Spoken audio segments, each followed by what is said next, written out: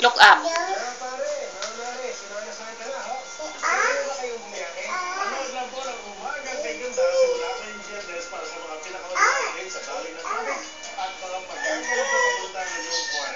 Scary Ops.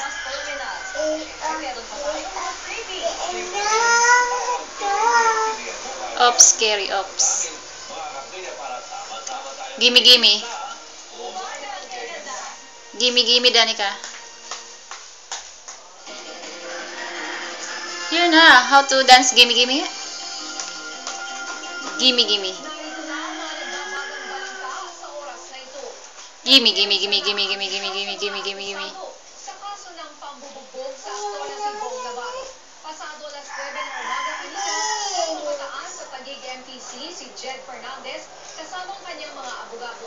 Kasama si Fernandez sa mga sinampahan ng kasong rape coercion na may piyansang 12,000 piso.